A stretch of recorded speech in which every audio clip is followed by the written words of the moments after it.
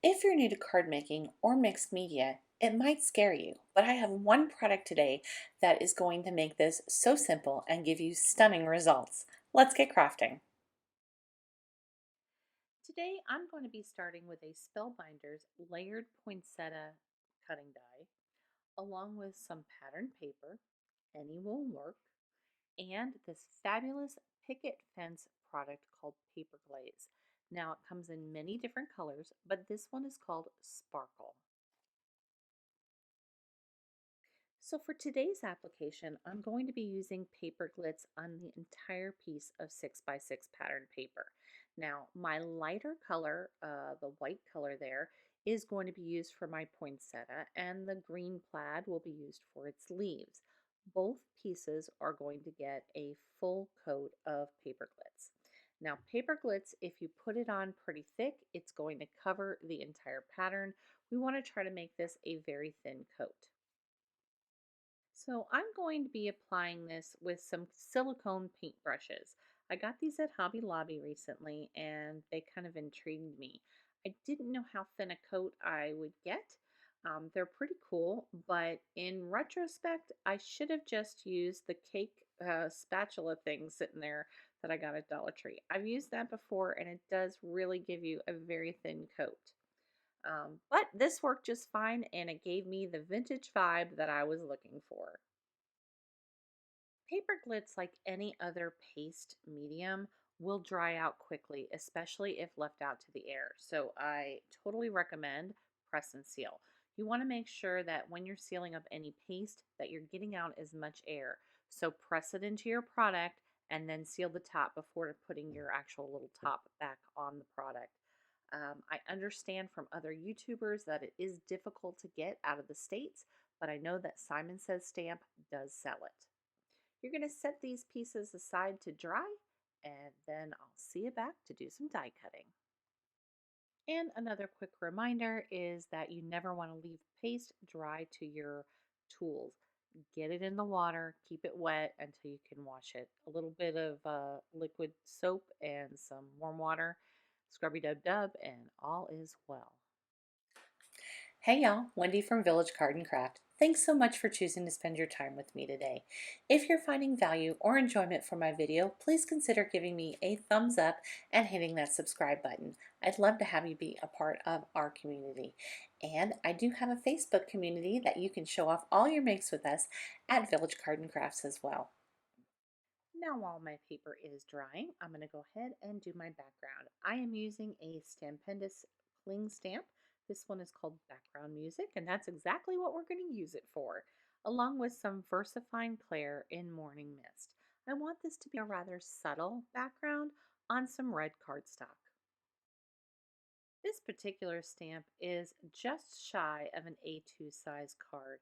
So because it's so large, I'm just going to press my cardstock right into my stamp. So I'm going to ink it up fairly well. This is a light colored gray card ink. So I'm just going to give it a good all over on the stamp and then I'm going to press my cardstock into it.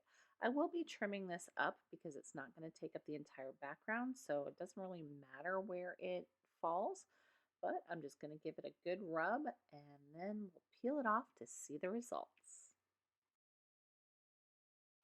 So my background is now complete and my paper glitz is completely dry. So I have spared y'all the die cutting, but I'm using that lighter white cream colored cardstock for the poinsettia petals. And I literally just cut as many as I could from that sheet of paper until there was no more. Then I am going to shape these leaves a little. I don't want to leave them flat. You certainly could, but I wanted to add some extra dimension very easily. I am using a We Are Memory Makers foam stamping mat. If you don't have that, you could certainly use any thick type of kids fun foam for this. And I am also using a ball stylus tool. Now that's what's going to give your paper flowers some shape. I would prefer to have a ball stylus that is a wider ball on it. I do need to get another one. This just happens to be the only one I have, and it's fairly small. So although it works okay, You would get a lot more dimension if the ball on the stylus tool was much bigger. So how do you get the dimension? Well, I want my leaves to go upward, so I'm going to have my pattern facing upward, and then I'm going to take the little ball stylus tool and I'm going to run it over the leaves in little tiny circles, and you'll start to see that the paper fibers will kind of crunch up and start to move inward. Now there are 4 different size poinsettia leaves with this particular die set, and I've cut out, I don't know, 8 or 10 poinsettias. So I'm going to go ahead and finish this up and do the exact same thing for every single petal, and then I'll meet you back here. So my petals are done and I've set those aside, and I'm going to re-ink my stamp with the same VERSAFINE CLAIR Morning Mist. Now you can do a slightly lighter gray if you have it. I didn't have one handy, but I'm just going to go ahead and stamp this out on white cardstock for the center of the card.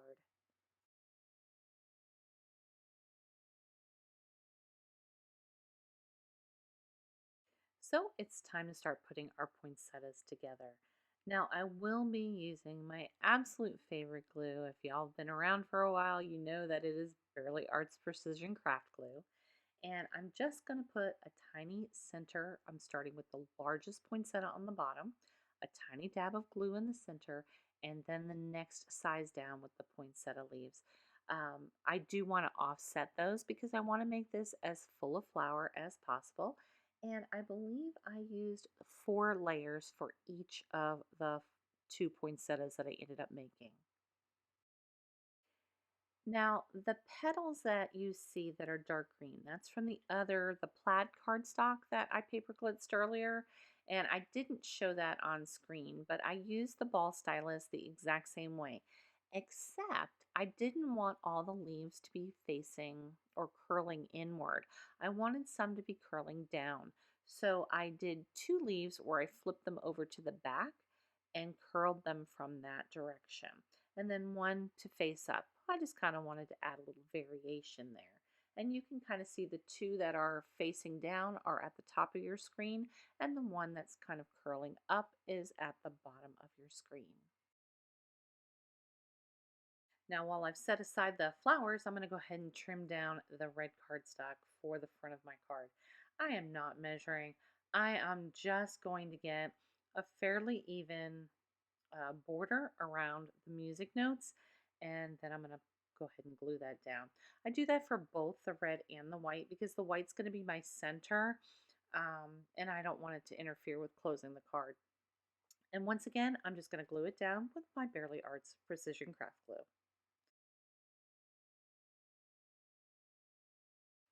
Now, this particular stamp set is a retired stamp set, but the sentiment that I chose was "Have a holly jolly Christmas." Any sentiment you have will work. Now, this one is brand new to me, so I do want to condition it. I use a glue eraser. You can use your fingers, but basically, you want to get the gunk off of your stamp before you use it so you get a much clearer impression. I am using VERSAFINE Black because I wanted to stand out against that morning mist, which is a little darker gray.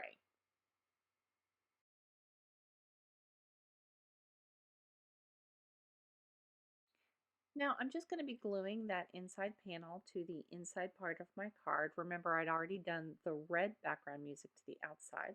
So I'm just adding this in, and I'll just write over uh, the music notes. It doesn't bother me at all. It'll be fine. Now I'm going to figure out where I want to place my poinsettias. So I'm going to be using some foam circles. Now, if you don't have the circles, it's no big deal. You can use whatever you have. I just had these handy. And I am going to place one foam circle in the center of the poinsettia, as well as on each of the bases of the petals. I want that flower to kind of pop up a little bit, but I want to leave some room for the leaves that are going to slide underneath the poinsettias.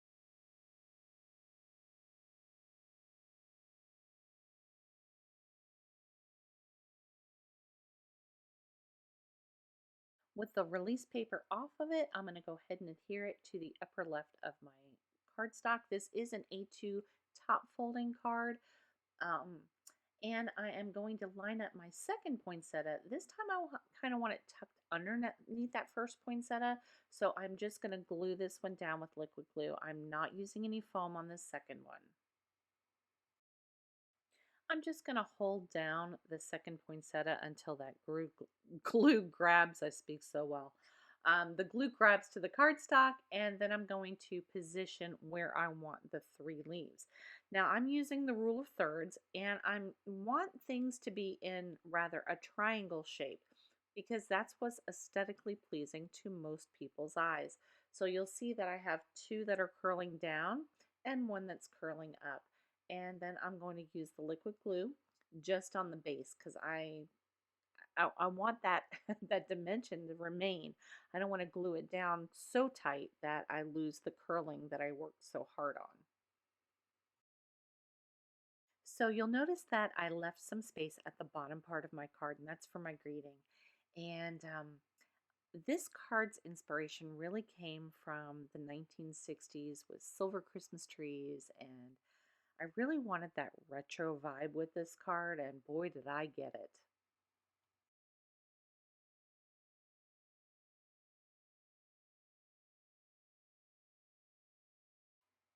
Now, once again, I'm sorry because this greeting is no longer available. It's all part of the same stamp set that I used on the inside. But this one is a scripty Noel font, and I cut it out of holographic silver cardstock, and it's gorgeous. It truly makes the card. And I will have all of the supplies that I used linked down below in the description box for you if you'd like to check them out. Finish off my card, I'm going to be making my own enamel dots with some pops of color. This one is glitter ruby, so I get that total vintage vibe going again. Now I'm going to be squeezing out a small amount of product onto a paper towel to eliminate any bubbles in my pops of color.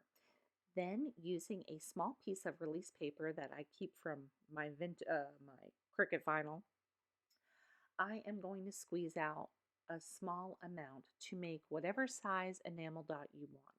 You want to hold your bottle at about a 45-degree angle so that you complete a dome shape, not a mountain shape like on the top of a cupcake. You want them flatter. So I kind of hold my bottle as if I'm filling a donut, believe it or not. And then I'm going to tap out any air bubbles by tapping my release paper onto my craft sheet and then set aside to dry. My little self-made enamel dots are completely dry now and ready to go on the card. And it's going to finish this card up just beautifully.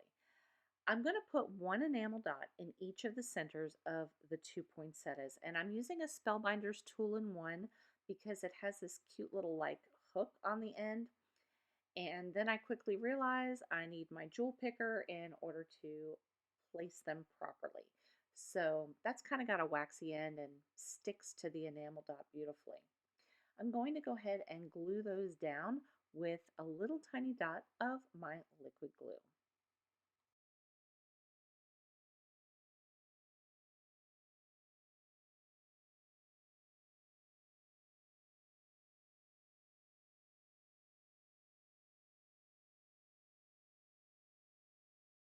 So I did find it easier to use the Spellbinders tool-in-one little pick in order to unstick my enamel dots from the release paper. And once they were completely available to me, then I used the jewel picker to kind of place them around the card, once again kind of in a triangular pattern to see where I want them. And then I'll just move them onto a little glue and it'll be done. If you'd like to check out some other easy mixed media projects, check out the playlist linked above. Thanks so much. I'll see you real soon.